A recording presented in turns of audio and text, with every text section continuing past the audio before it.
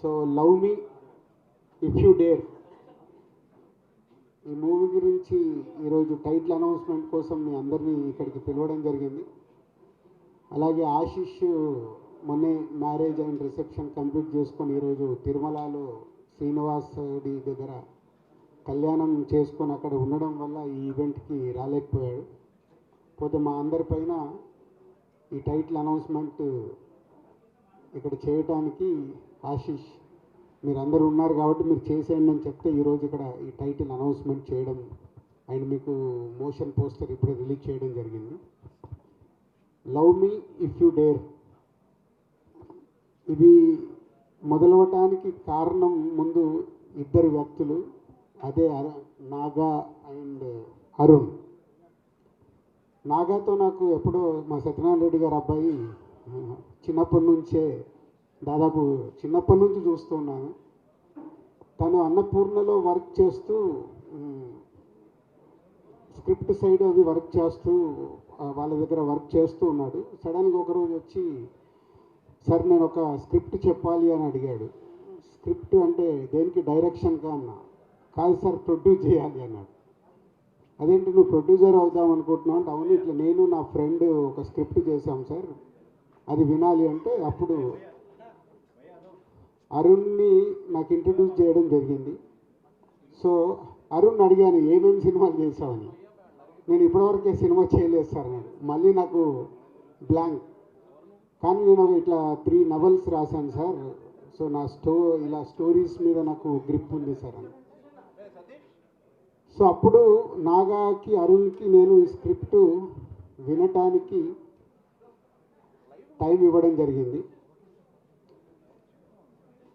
So మీ అందరికీ తెలుసు నేను స్క్రిప్ట్ వినాలన్నా ఒక స్క్రిప్ట్ వింటే నేను దాంతో ఎలా జర్నీ చేస్తాను అని. ఆ స్క్రిప్ట్ విన్న రోజు ఈ love me if you dare నాకు ఎప్పుడో ఒక 20 years వెనకకి వెళ్ళిపోయాను.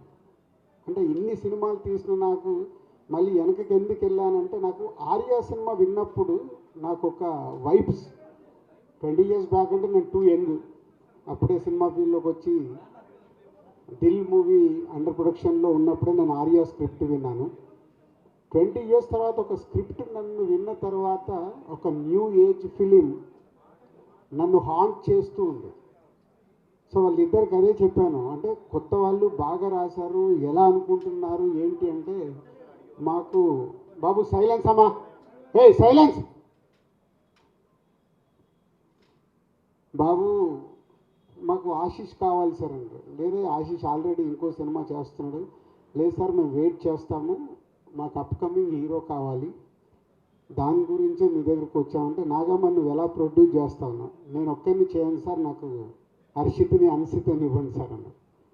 సో అలా వాళ్ళిద్దరూ మా కాంపౌండ్కి రావడం, ఈ స్క్రిప్ట్ తీసుకొని రావడం, ఫస్ట్ నన్ను గెలవడం, అంటే మొదటి సిట్టింగ్లోనే నన్ను గెలిచారు. స్క్రిప్ట్ విన్న తర్వాత వాళ్ళు చేసిన వర్క్ అది విజువలైజేషన్ ఎలా తీసుకొస్తారు ఏంటి అన్న బ్యాకప్ మైండ్లో జరుగుతున్న ఆ టీం నచ్చి, సో కొత్త వాళ్ళని దిల్ రాజు ప్రొడక్షన్లో మీ అందరికీ తెలుసు బలగం అప్పుడే నేను చెప్పాను, కొత్త వాళ్ళ మ్యాక్సిమం ఆ ప్రొడక్షన్ హౌస్లో కొత్త వాళ్ళకి అవకాశాలు ఇచ్చి కొత్త వాళ్ళని ఎంకరేజ్ చేయాలి అనే దాంట్లో.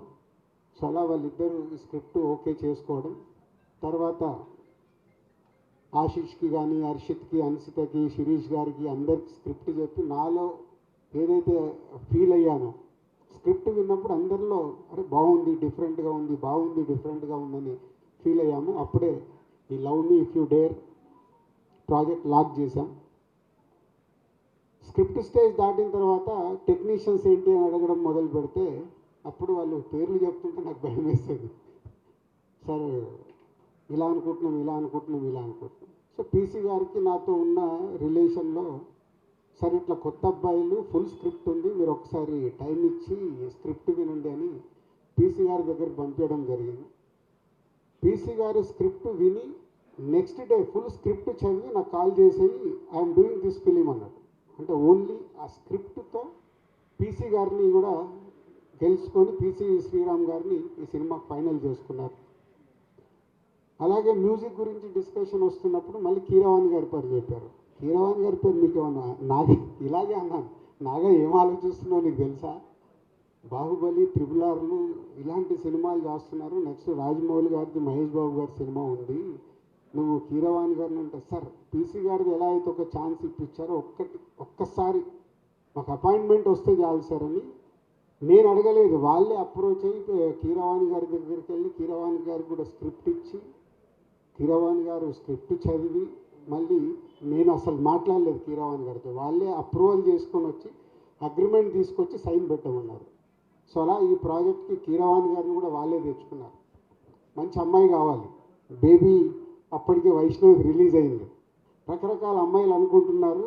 వైష్ణవిని అడిగండి సార్ ఒకసారి అంటే, నేను వైష్ణవిని అప్రోచ్ అవ్వడం, వైష్ణవి ఒకసారి స్క్రిప్ట్ చదివి ఎగ్జైటింగ్ ఉంది సార్, బట్ ఇంకోసారి చదువుతానని మళ్ళీ ఆఫీస్కి వచ్చి ఆఫీస్లోనే కూర్చొని ఫుల్ రీడింగ్ తీసుకొని, రీడింగ్ అయిపోయాక నేను బయట ఉండి వచ్చి, సార్ ఐఎమ్ సో ఎగ్జైటెడ్ అని వైష్ణవి రియాక్షన్.